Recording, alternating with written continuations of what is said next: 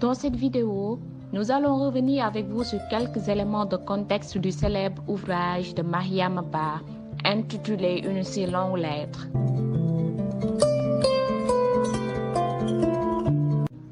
Une si longue lettre est un classique de la littérature africaine moderne. C'est un roman féminin publié en 1979, période où les publications d'origine féminine étaient plutôt rares en Afrique francophone, contrairement à la littérature anglophone qui comptait dès les années 1960 plusieurs romancières de renom.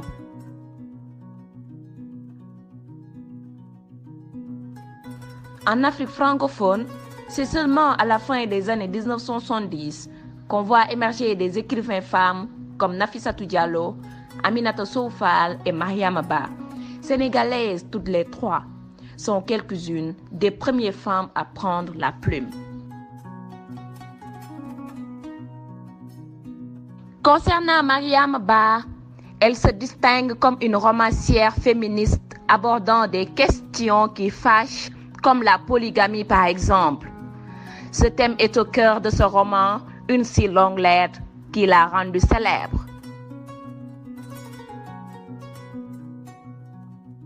Ce roman est traduit dans une vingtaine de langues, adapté au cinéma, est inscrit au programme des écoles et des universités à travers toute l'Afrique.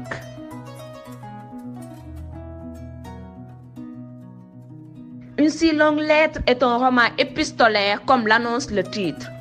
Le livre est composé d'une centaine de pages qu'adresse l'héroïne du roman Ramatoulaye à Aïssatou, son amie d'enfance, à l'occasion de la mort de son mari. En écrivant cette longue lettre, Ramatoulaye a voulu partager la douleur de sa perte, mais aussi et surtout dénoncer la condition féminine dans son pays, le Sénégal, à travers sa propre situation de femme victime de la polygamie. La destinataire de la lettre, tout comme son auteur, était confrontée à quelques années d'intervalle au même drame. Toutes les deux sont des femmes éduquées à l'occidental et issues de la classe moyenne, mais elles vont réagir différemment à cette situation.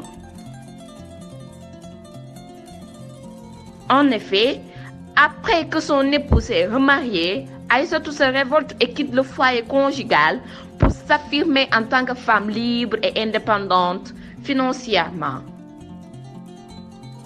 Ramatoulaye, quant à elle, ne demande pas le divorce.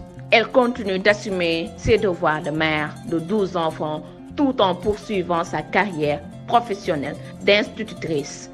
Après la mort de son mari, elle laisse éclater sa colère contre le défunt, contre l'hypocrisie de ses proches et contre les politiciens de son pays qui marginalisent la femme, l'empêchant de jouer son rôle d'égal de l'homme dans l'arène politique.